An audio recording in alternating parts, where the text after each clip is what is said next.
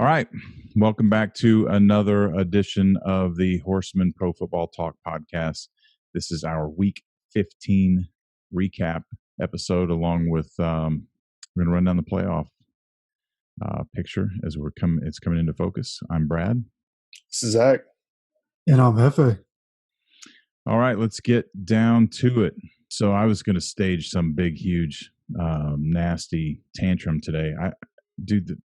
The fucking Jets won. Are you kidding me? Yeah, it looks like Trevor Lawrence coming to the AFC South. I don't know. I don't get it. We'll talk about it. Let's go to the first one. Let's go to the Chiefs taking care of their business. Let's start with the AFC and let's talk about the Chiefs. They deserve it. Well played game yesterday against the Saints. I was impressed that the Saints held their own in this game. This is a potential Super Bowl preview, though Zach probably would argue that point. But I think we all have to admit that there is certainly an element here that the Saints could find their way into the Super Bowl. Great game. Chiefs held on to win. They look good. They look really good. Yeah, shaky as Drew Brees was starting that game out. The Saints did pretty well with him being back in there for the first time in a few weeks. So the Chiefs doing what the Chiefs do. They ended up winning 32-29. They've already clinched the AFC West division. They do have a 93% chance of remaining as the number one overall seed in the AFC. Yeah, and this game, I felt like the Saints, if they had Michael Thomas, and I don't know if you guys were watching the entire game, but the personal foul that got Cameron Jordan ejected from the game is one of the weakest calls of the season. There's no way they should have kicked him out there. There probably shouldn't have even been a flag. I didn't really understand it, but taking him out of the game changes how the Saints defense operates. He's one of the best defensive linemen in the league. So it's unfortunate for the Saints, but like Zach said, Drew Brees started this game in the first half. It looked so bad. It looked like Drew Brees was not ready to be there, but they picked it up in the second half and they were able to get things going. Unfortunately, Michael Thomas wasn't there to help the situation. They almost pulled it off in the end, but Chiefs doing what the Chiefs do, pulled out for the win. What happened to Cameron Jordan? I didn't get a chance to miss it when I got back home yesterday during the game. I was forced to watch a Disney movie for a little bit, so I didn't get to catch most of that. I thought he should have been ejected. It was a closed fist punch in the heat of it. Was in the trenches, and it's gonna be a matter of opinion. So this isn't like I think Jeff's completely wrong and that type of thing. You were just going to have to. That's the penalty we're talking about, right, Jeff? Yeah. So they're in the heat of battle in the trenches. They're pushing and shoving, and the last one happened to be a closed fist hook on the chin up underneath the helmet. But it was during the course of play, which I think is what makes it so controversial, that it wasn't really an after the whistle type fight. It was in the heat of the moment, which is probably, I don't mean to steal Jeff's thunder. That's probably where Jeff was coming from. So it was an actual fight in the middle of the play, or were they just battling it out? No, it was Cameron Jordan had gotten locked up. I don't know who I think it was Eric Fisher he was going up against. Maybe it was the other tackle for the Chiefs, but he was getting held. You know how they hold in close. He was getting held, and he was trying to get the handoff. And on the last one, like Brad said, it was still in the play. So I thought, it was super aggressive, but last-ditch effort to get his hand off of him because he was holding the jersey. You could see him holding the jersey, and he just hit it really, really hard, and it looked bad. But I thought in the course of the play, for what it was, I think there should have been a flag on both of them, and it should have been offsetting, and nobody gets ejected. Yeah, so I don't disagree with the flag on both of them, and I don't disagree with him defending it being held. I mean, that would piss any of us off. But it was a closed fist on the chin, and I think that's ultimately what got him. And whether it was an intentional closed fist or not is something that none of us will know. He's the only one that knows that. But I think that's ultimately what did him in. It was a closed fist, and he got it up under the helmet, whether intentionally or not. And they tossed him. Can't do that. Yeah, and it's a big game. It's a paradox, right? It's a big game, and because of a big game, emotions are high. But because it's a big game, you need everybody to keep their wits and stay on the field. it's unfortunate for sure. And I want to give big props to Drew Brees. I stand fast with everything I said about Drew Brees over the last couple of weeks. I cannot believe he was in there yesterday. They can say whatever they want. You know he was in pain. He looked like in the first half, and he took a hell of a shot to the ribs later in the game. I can't imagine what that feels like today. But man, what a trooper at his age. Knowing we talked about the last couple of weeks, what's on the line for the Saints, what they would do about it, whether they would try to rush him back, whether they could they afford to not rush him back and take a chance on losing some games and losing spots in the playoffs. And I'm sure it was calculated by all imagined, but I don't believe for a second that he's healed. I don't believe that for one iota. I think he sees the writing on the wall. The end of his career is coming. Not maybe this year. I'm not trying to start rumors. Not that, we'd have a whole lot of people repeating what we're saying, but he's looking at a finite timeline. He's got 1 to 3 years left in his career, maybe more than that. I don't know if he can stretch it out, but he knows this is it, and they got a really good shot to doing it. So I'm impressed, man. I'm a fan. I'm sure it wasn't easy to do what he did yesterday, and it's not going to be easy the rest of the season, but pretty impressive. Yeah, and I saw some replays. They were showing some of the stretches he was doing before the game, and he was doing this thing where he was on his stomach. And I mean, you think how much this would stretch this area, but he was on his stomach, and he was like kicking, using his momentum, kicking his legs up and twisting his whole body. And so, he said he's not 100%, but looked pretty good yesterday. And like you said, took a couple hard shots, and he just kept getting back up, and he got better as the game went on. That's what champions do, man. So the Saints still have a shot at winning this whole thing. And in my opinion, the Chiefs might be the best team in the entire league. And what a hell of a game to watch for sure. All right. So next up is the Pittsburgh Steelers, who are barely hanging on. I say that. They play the Bengals tonight. They've lost 2 in a row after starting 10-2. I don't expect to see much of a change in this picture with tonight's game. No, they should definitely take care of business tonight. They've already clinched a playoff spot. They have a 2-game lead against Cleveland in the AFC North.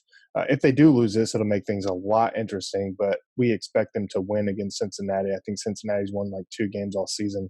The Steelers have a 96% chance of winning this division, and still a 6% chance of getting in there as a number 1 overall seed. I don't see that happening. The Chiefs are playing Atlanta next week. They're 4-10. In Week 17, they play the Chargers, who are 5-9. The Steelers, they have 2 very tough opponents after this game with Cincinnati. They play the Colts in Week 16, and then the big game against Cleveland in Week 17, which, if the Steelers slip up, could be fighting for a divisional title. So they have a tough road ahead. But like I said, they've already clinched the playoffs. They're looking good, and we'll see what happens. Yeah, like you guys said, for the Steelers, they're definitely in the playoffs.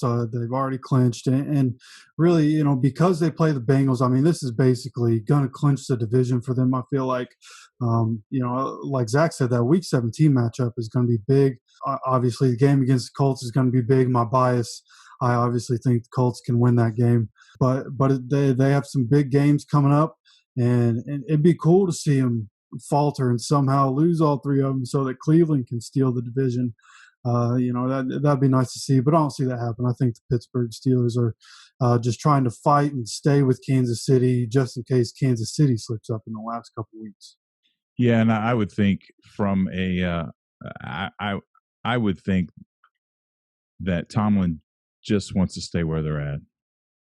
I don't think they're worried about number 1 at this point. I think, they got to depend on other people to lose. When you're in that situation, that's not a good situation. And I think directing his energy at what he could control, which is keeping the top of the division, winning the next two out of the next 3 games, keeping that lead, keeping the Browns off, and then focusing on the playoffs is probably exactly where he's at.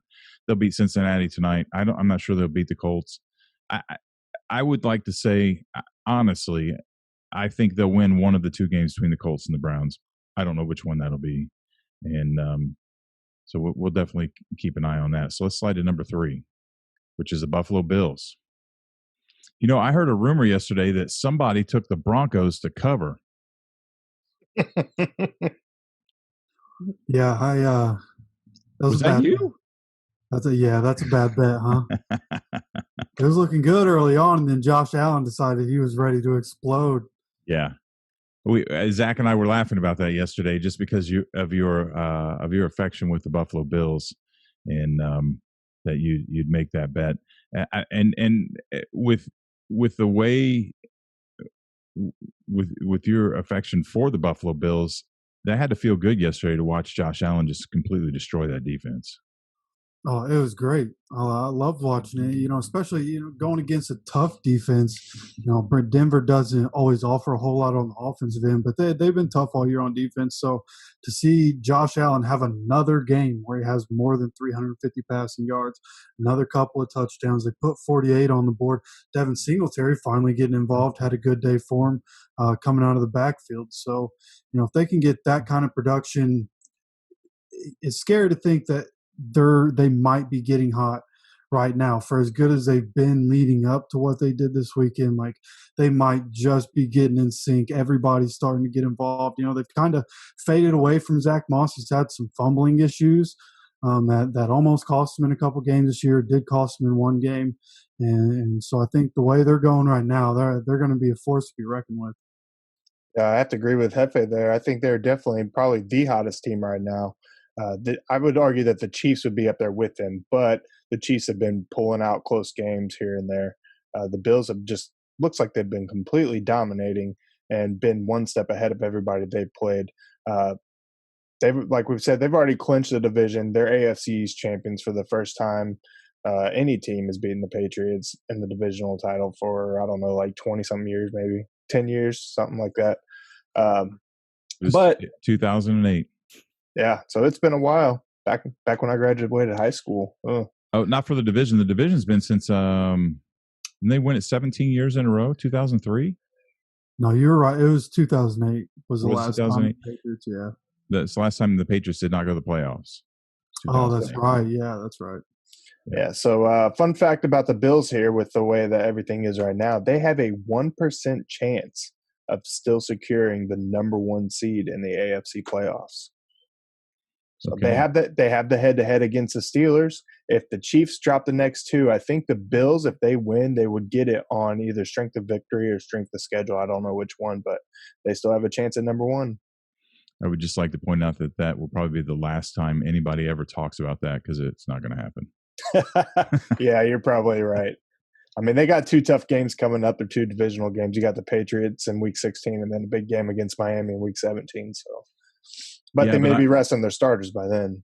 Yeah, I'm going to jump on the bandwagon with you guys. They put 48 points up against the Broncos defense. When they go up against somebody like Tennessee's defense, they're just going to, I don't know, man. The Broncos aren't good, but their defense is pretty stellar. And to put 48 points up like they did, like it's nothing, everybody ought to be paying attention to what Buffalo is doing, because they are hot. I agree with both of you. And at this point, I think a comparison to the Chiefs is probably pretty fair. I think the Colts are a better all-around team. I think Miami's got a better defense. I think the Colts are more well-rounded than anybody. Tennessee certainly has a hot offense. They're not as hot as the Chiefs and the Bills. Man, this is going to be I love this AFC picture. The NFC not so much, but this AFC picture is going to be fun to watch as it develops. All right, so the number 4 spot, speaking of which, is the Tennessee Titans. They beat the Lions yesterday. The interesting thing here is that the Colts and the Titans are tied at 10-4, which the Titans have the tiebreaker, and we're coming down this last stretch of the season. Every game counts. The Colts have the Steelers and Jaguars. The Jags. Yeah, that's going to be a no-brainer. And I forget who Tennessee has. Anybody have that? Yeah, they're at Green Bay Week 16, right, and then at Houston Week 17. And Tennessee could lose both those games. They could. The Colts could lose to the Steelers. I'd like to think we've reached a point now where the Colts are the better team and the Colts can beat the Steelers, but we'll see. But there was a time a few weeks ago where it looked like, and it's still, the Raiders have helped this picture out, because a couple weeks ago we weren't sure that two teams from the AFC South were going to make it into the playoffs. had the Raiders kept up what they were doing beforehand, that certainly probably would not be the case. And Flores starting two has helped a little bit with that too. It looks like those two teams may make it in, and that the Ravens and the Dolphins are going to fight for the last two spots, especially if the Colts can pick up. I mean, they're going to beat the Jags. We know that. Hopefully they can pick up the win. The Steelers would be a big win to solidifying that. But with that said, if the Ravens can do what they need to do, and the Browns pick up a win with the Steelers, the Dolphins, I don't know if they'll beat Buffalo at this point, as much as I like to sing their praises. The Titans are in potential danger of not even making the playoffs, and people may not be paying attention to how realistic that scenario is. I mean, they have a 98% chance of making it, according to the guy I was looking up earlier. Is that because that? I'm assuming that's because of the because they hold the tiebreaker. They got the tiebreaker on the Colts right now with the division. It's probably some head-to-head type stuff. I'm not sure, but yeah, they have a 98% chance of making the playoffs, whereas the Colts have an 88% chance. And the Titans have 63% chance of winning the division, whereas the Colts have 37% chance. So the interesting thing about that is, I mean, that's only because of the tiebreaker. But if Tennessee's got Green Bay and the Colts have the Steelers, I think the Colts have a better chance of beating the Steelers than Tennessee does Green Bay. It's just my personal opinion. I agree. So the Colts just have to win out, and the Titans drop one, and that flip flops right there. Now you've got the Titans at 10-5, and you have the Ravens sitting at 9-5 right now. And the Dolphins at 9-5. So, and the Browns at 10-4. So this could flip flop really quick, depending on what the rest of these teams do. Let's move on into the, and we've talked about all these teams. I mean, the Browns are in the 5th spot currently at 10-4. They're chasing the Steelers. Probably not going to happen, but they have the Steelers in the last week. The Colts are in the 6th spot at 10-4. They're tied with the Titans. Titans have the tiebreaker, but they have the Steelers and the Jags. We know they're going to pick up the Jags, and then the Dolphins are sitting in at the 7th spot. You want to jump in, Zach? Yeah, sure. First off, I'm impressed that they ended up beating the Patriots 22-12 on Sunday. I thought that game was going to be a lot closer. I didn't look at the stat sheet. I don't know exactly how well Tua did, but I'm assuming he did pretty well, that they won 22-12. I know Stephon Gilmore was out, but yeah, so congrats to the Dolphins on that. That puts them at 9-5. They're currently number 7. They're still in the wild card race. Currently, they hold it. They control their own destiny.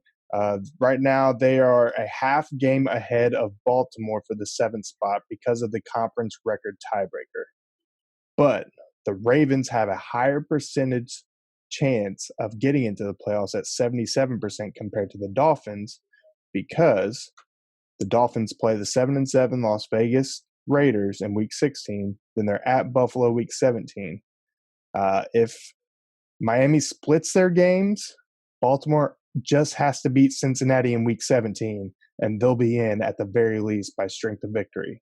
So Miami has to win both of their games, or all it takes is Baltimore beating Cincinnati in Week 17. Even if they lose to the Giants, if they beat Cincinnati in 17, the Ravens are in over the Dolphins. This puts us. This goes back to what we talked about a few weeks ago when he made the switch to start Tua and lost. Mm-hmm. It's gonna be a damn shame if they miss the playoffs by one game. Yep. You made a switch that didn't need to be changed. Now I know there's next year, and that's what we're looking for, but the Dolphins can win now. But yeah, and it's going to be, if that happens, if they do miss the playoffs, which is very likely, the Ravens have the easiest schedule for the last month of the season than anybody in the league. So it's very likely they win out. And the Dolphins, I mean, it's going to be hard to complain if you win 10 games in a season, but then you miss the playoffs, then you go back and wonder, was putting Tua in the right move, and that'd be hard for Brian Flores to have to deal with in the offseason. But it's wild that the AFC, it doesn't really matter, 1 to 7. It doesn't matter what the seeding is there. Every team in the AFC playoffs is going to have 11 wins and more. So all those teams from week to week are going to be able to beat anybody. So it's going to be great to watch. Yeah, we may have some upsets. Ultimately, I think there's one or two teams, and we talked about them they're going to find their way out. But this is certainly poised for upsets and a Cinderella run, which is what makes the whole thing exciting, right? Yeah, absolutely. It's gonna be fun. So I still, all said and done, and I'll say this again in a couple weeks if it happens. I love what Brian Flores is doing. The only thing I've disagreed with is the Tua decision. And if it was for a long term, looking ahead to next year to develop him to come out strong and win, and he may be like, I don't care about making the playoffs this year. I want to win the Super Bowl next year. And if he made that, if that was the basis of his decision, which is the only thing I can think of, we talked about this such a great length. The only thing I can think of is we have to develop this kid right now for next year. At this pace, that's a huge gamble right there. That's a huge gamble right there. Because what if they come out next year and they flop? Well, there's always that possibility. Uh, But still winning 10 games, which Tua didn't win 10 games. I'd like to throw that caveat in there. He didn't win 10 games. And for that matter, Fitzpatrick didn't either. That defense did. By all rights, if they don't make the playoffs with the way things have gone, with what Flores has done over the last 2 years, and I think they're going to be all right. I still believe in what they're doing, and I'll hype them up in the off season as we do this show and we come around to it. It's just it's sad to me that they're on the cusp and that this may happen. But anyway, I still have confidence. I still think he's a great coach. I'm telling you what, I am a huge Brian Flores fan and a huge Frank Reich fan. Both of those men absolutely command my respect. I love watching what both of them are doing with their organizations, and I'm proud to be a fan of both teams. So, I agree. All right. Anything else go ahead. I was going to say one quick note on the Raiders. They still have a 1% chance of making the playoffs if they win out and Baltimore and Miami both lose out. All right. I'd like to see a show of hands of all who think the Raiders are going to win out. I bet Jeff's raising his hand. No, he didn't raise his hand. No? Better. Oh, Carr got benched, didn't he? Yeah. No, he got hurt. Oh, hurt. Yeah. I'd get hurt too. The ship in Vegas is blown up. It's over.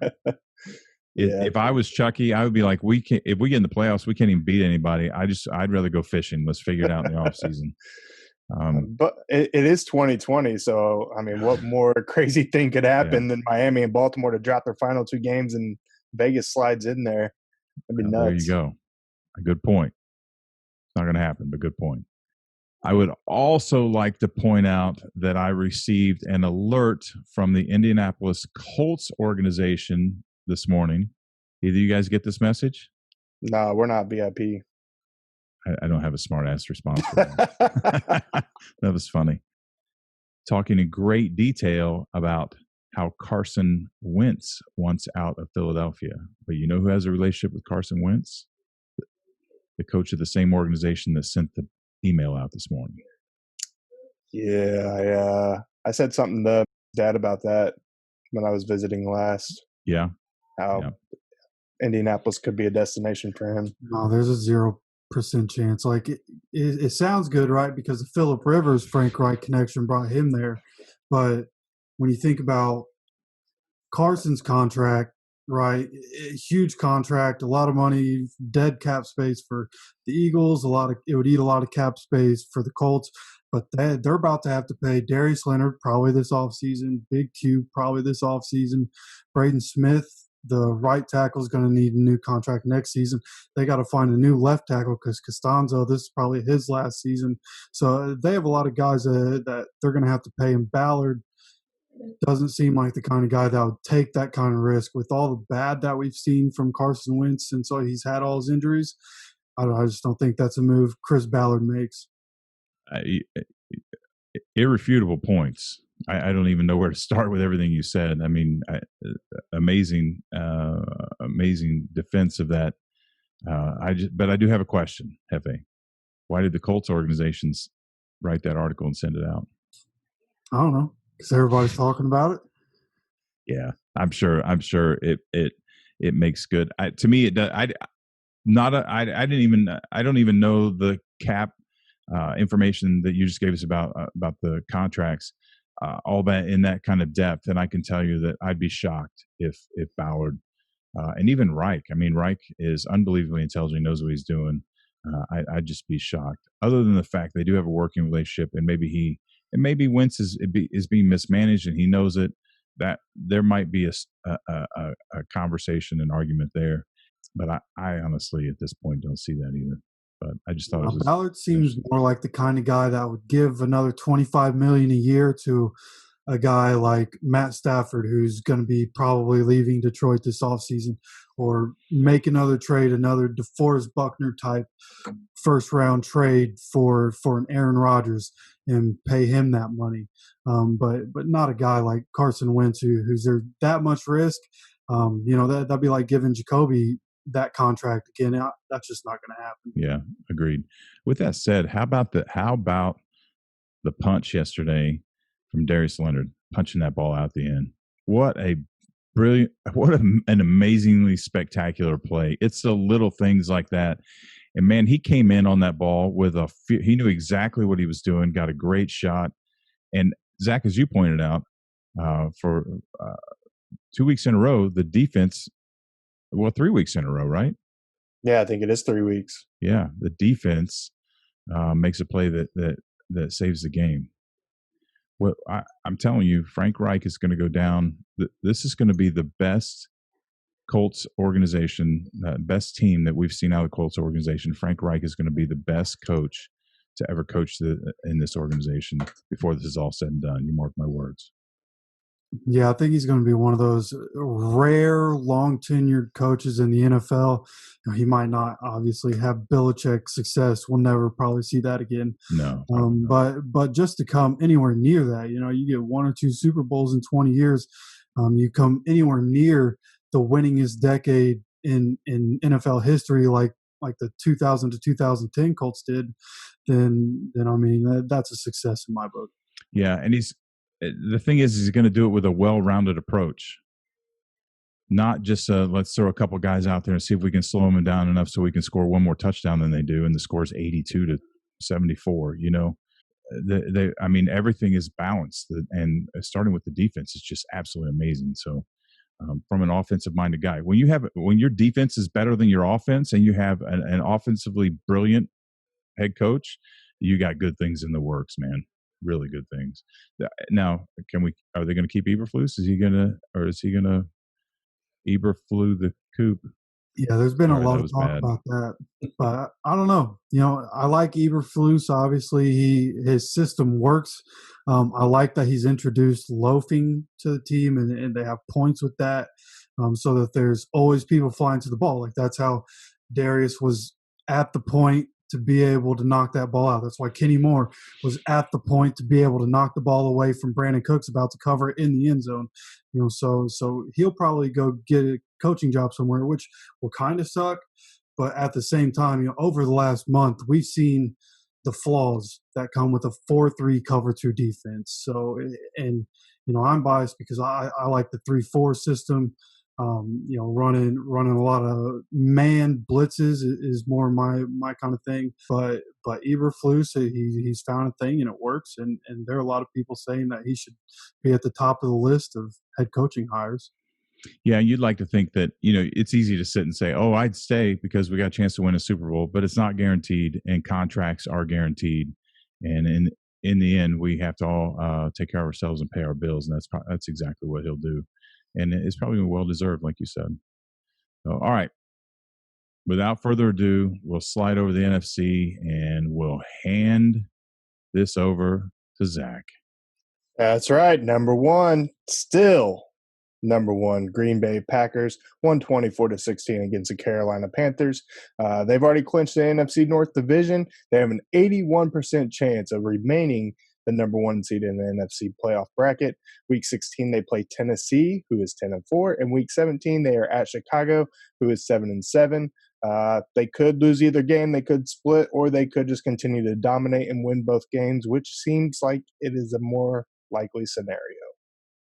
That Bears game doesn't seem so guaranteed anymore. Ever since Nagy handed over the play calling duties to his OC, the offense has been playing better. We've seen Mitchell Trubisky get under center more, and ever since then, David Montgomery's playing better. They're able to use the play action more from under center. So the offense has been better for the Bears, and I don't know if the defense just isn't performing as well, or if it's because the offense is scoring quicker, and so the defense is on the field more. Maybe they're just, I don't know what that situation is. Defense in Chicago hasn't been what we know it should be, but the Packers are rolling right now. This last game, Aaron Jones had more rushing yards than Aaron Rodgers had passing yards in this game. So to see him win in a different way, that's not Aaron Rodgers carrying the team and having 3 touchdowns every game. You like to see it, especially as they're leading up to the playoffs. Yeah, for sure. And I think the Packers will win out. They should win out. I think they have the tiebreaker over the Saints anyway, don't they? Yeah, I think so. Yeah, Let I me think so double check too. that. And the Saints are going to win out. I mean, they have the Vikings and they have the Panthers. They're going to win out, but I think the Packers are probably going to win out. If they don't, then there's a tie. I think they have the push. So it looks like the Packers are going to hang on to this number 1 spot. Saints are going to. The Saints are definitely in the playoffs at number 2. They've clinched their playoff spot. I think probably should double check the standings. They're going to win their division too, right? Yeah. The Saints? Yeah.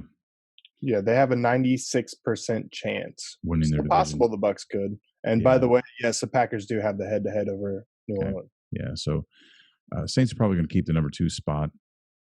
Number 3 spot is the Seattle Seahawks with a win over the Washington football team yesterday.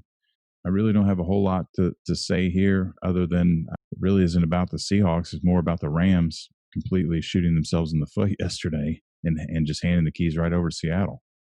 Yeah, well, we'll get on the Rams here in a minute. But yeah, the Seahawks clinched playoffs with the Rams' loss and their win over the weekend. They have a 1-game lead over the Rams in the NFC West currently. They have a 61% chance of winning the division, 6% chance of securing a number 1 seed still. So they're not out of that.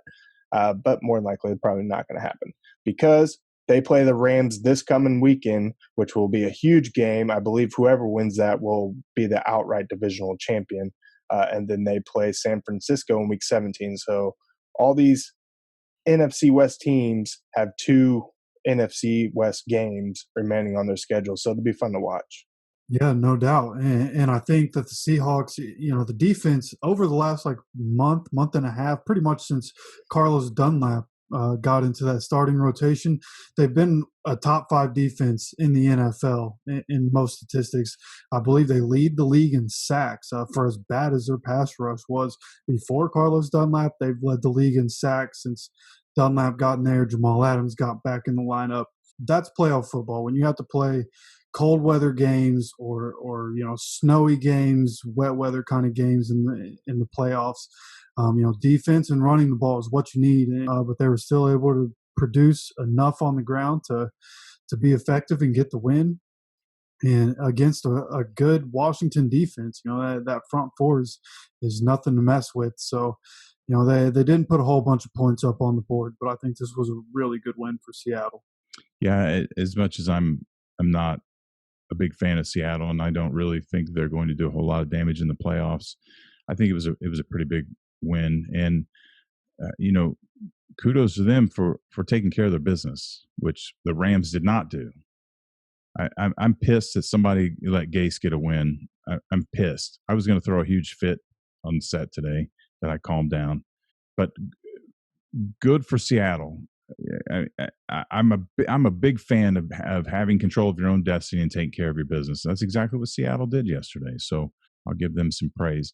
And all right, so in the 4th spot is going to be the NFC East. It's the Washington football team at 6-8 in this disastrous freaking place. The NFC East. The Cowboys are at 5-9. The Giants are at 5-9.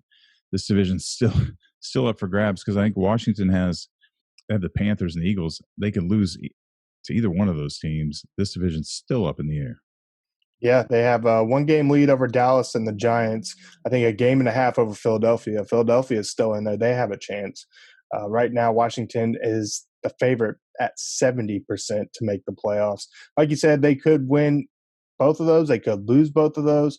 Nobody knows. If we want to jump down to the Cowboys, they play Philadelphia week 16 and the Giants week 17, so everybody's going to cannibalize each other. The Giants play Baltimore, they'll probably lose that. Then they got Dallas week 17, and then the Eagles played Dallas week 16 and Washington week 17.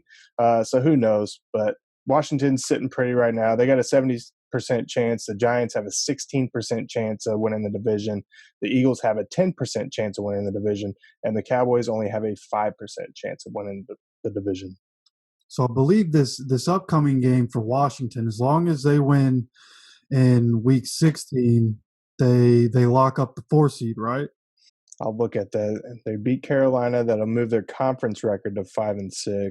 They are 3-2 in the division. The Giants could give them a run for the money with a divisional tiebreaker, as well as the Eagles. So they'd have to definitely beat the Eagles. I don't know, man. There's so many ins and outs on this. Yeah. But yeah, right now they control their destiny. Yeah, and I think they'll get it done. You know, I don't know if they'll be able to beat Philly with Jalen Hurts. You know, Jalen Hurts adds a whole different element to what Philly's able to do. And even though they lost that game against the Cardinals, they look decent. So hard to completely count them out. But I do think Washington, out of the 4 teams in that division, probably the ones that are going to be able to get it done. All right. Let's move on. In the 5th spot is the LA Rams. As we had mentioned a minute ago, they flip-flop with the Seahawks, basically just handing the Seahawks the keys. Now, I have 2 stances on this loss to the Jets yesterday. This is huge. I mean, the Rams had 4 days extra rest playing on Thursday night. Everybody was healed. Everybody was healthy. The Jets were on the road, and the Jets stood to lose more by winning because they're going to lose their number 1 draft pick, the top spot. And then somehow, some way, they come in here and they disrupt I know they've got some new defensive stuff going on. It's hard to prepare for that. I know the defense hurried Goff. They rushed him all day long.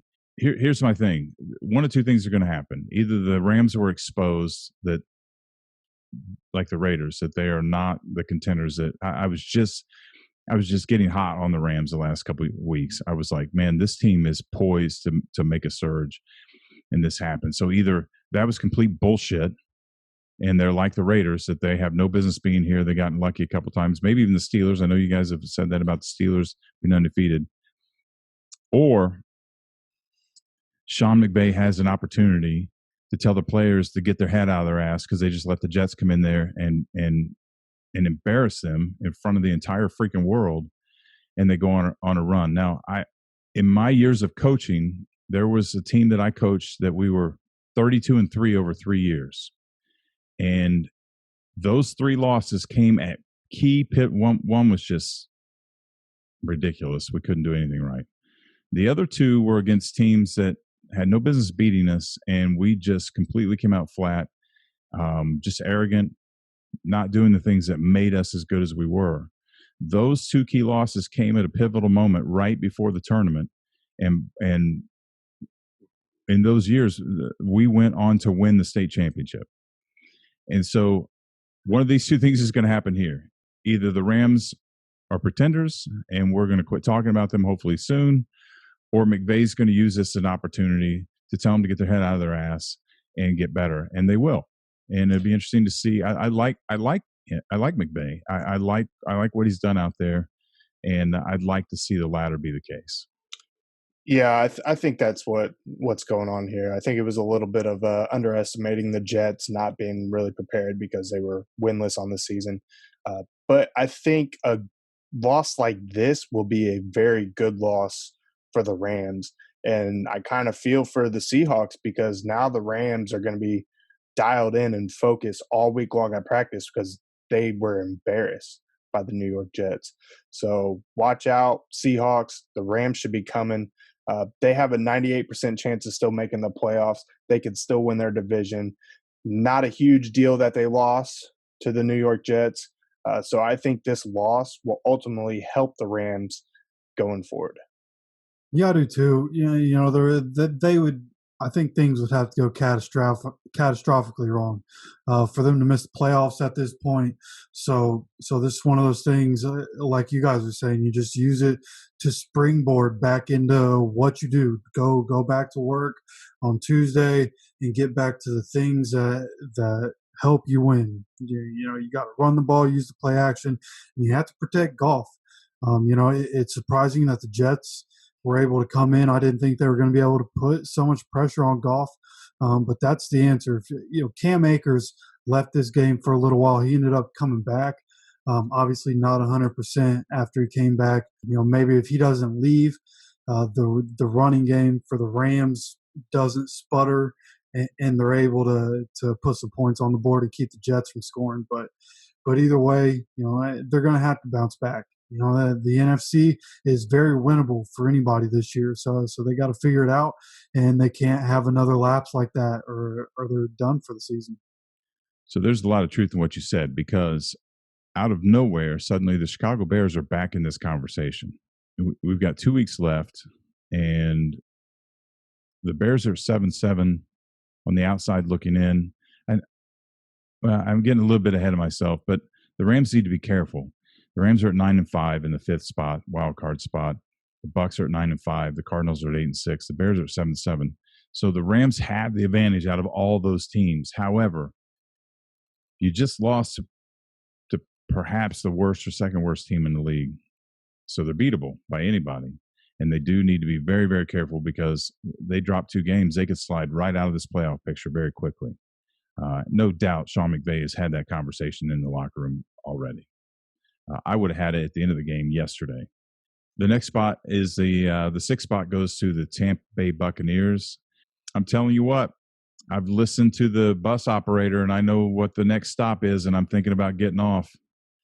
Yeah, it's definitely starting to feel that way with the Bucs. I keep holding out every single week, thinking that this is going to be the week they kick it on and get hot, but it just, I don't know. They're still grinding out wins. They ended up winning by 4. They're still in the NFC wild card race. They're sitting at number 6, like you said. They're a game behind New Orleans in the NFC South, but they don't have the tiebreaker there. So technically, they're 2 games behind. So they'll need to win out. New Orleans will have to drop both their games in order for the Bucs to take over the division. But they should still make the playoffs. They have a 98% chance of making it, and they play at Detroit week 16, and then they're against Atlanta again week 17 at home. So they should be all right. Tell you what, that Atlanta game with Julio in the lineup is going to be dangerous. Another one. They shouldn't lose at the Lions, so their playoff spot's probably pretty guaranteed too. But that game with Julio could be different.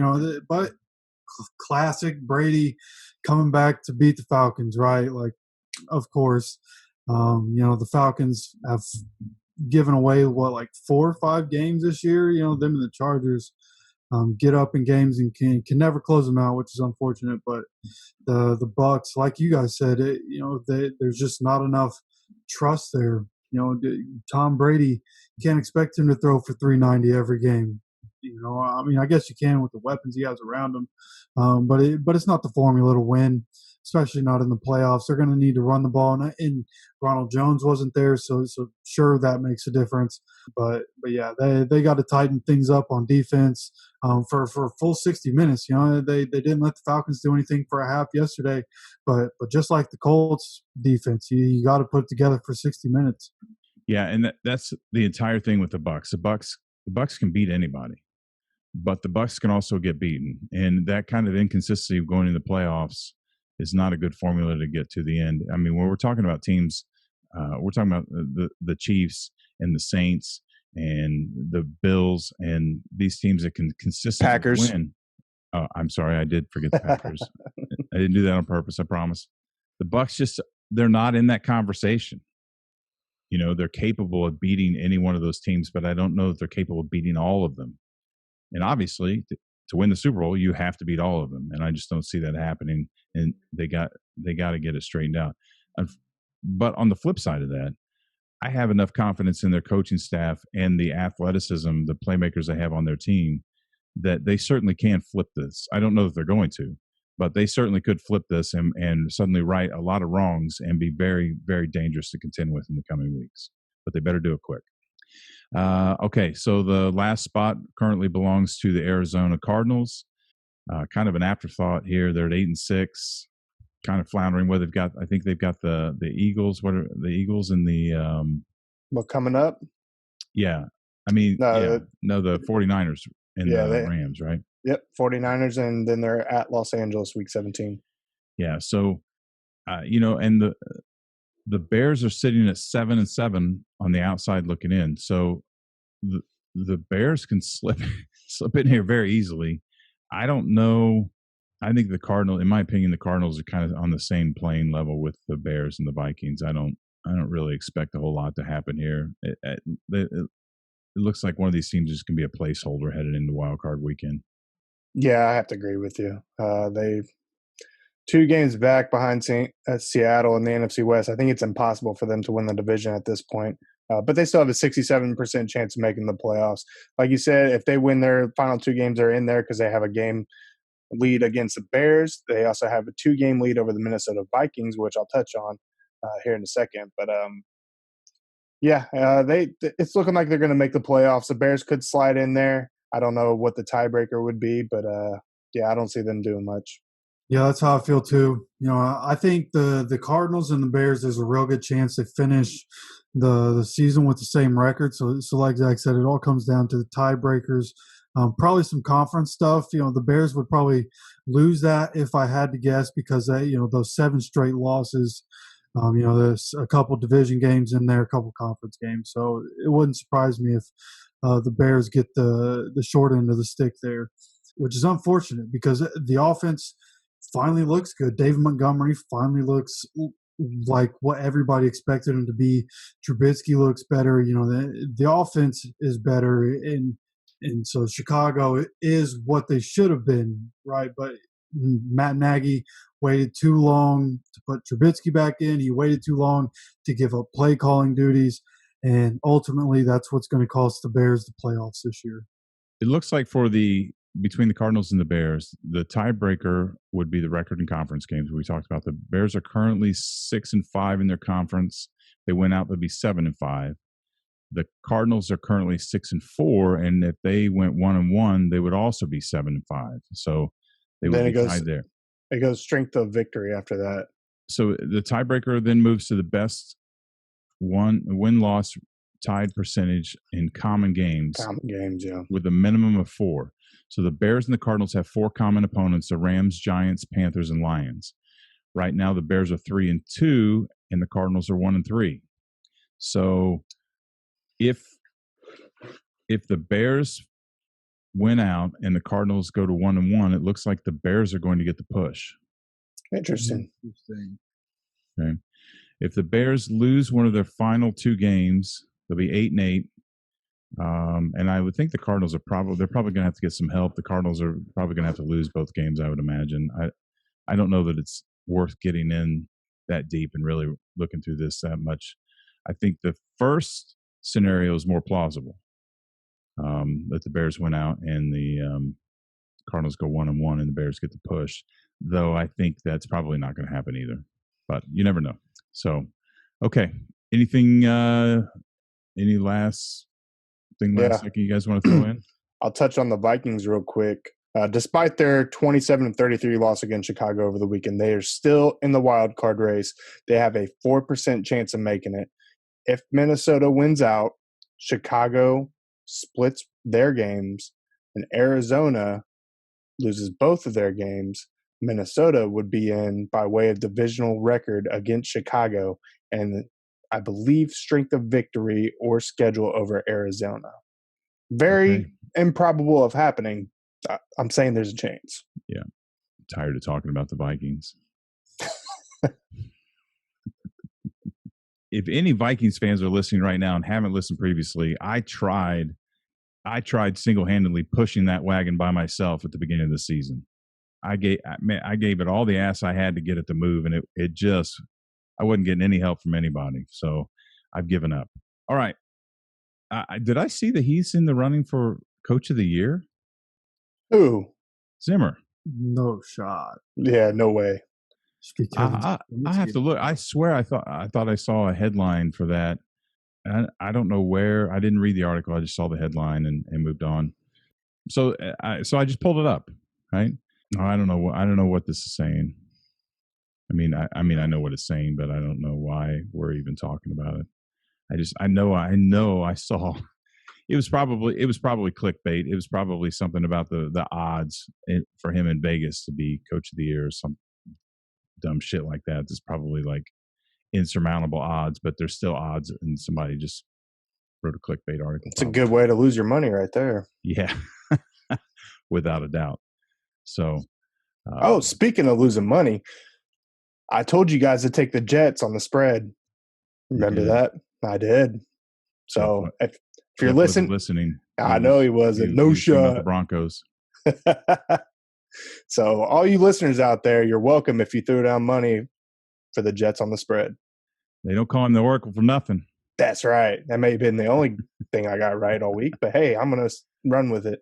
I didn't even check the pick'em how things went. We all got 11 this week. All right. We all missed the Jets game. I know that. Yeah, I think everybody except those delusional Jets fans missed that game. Delusional. Do I owe them an apology? No, absolutely not. Been right the first 13 times. No and I'm still the funny thing is that in this I was thinking about when the Jets winning and now them having one win and the Jags having one win and the Colts needing their win back and the Jags needing to give the Colts their win back because they don't want it either. They want the first round, and how that week one is just still haunting. The week one loss is just it's amazing.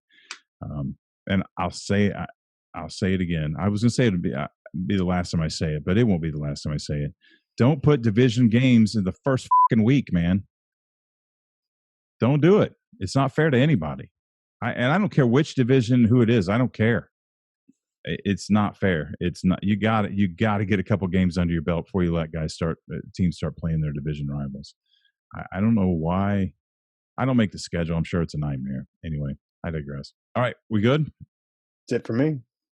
Okay, so the general stuff. We got a weekly pick and battle, but we got 2 games left. You can still jump in if you wanted to, just for bragging rights on the last 2 weeks. And if you do, we'll give you a big shout out on the show. You can find that information on our Facebook, Twitter page of Horsemen Sports.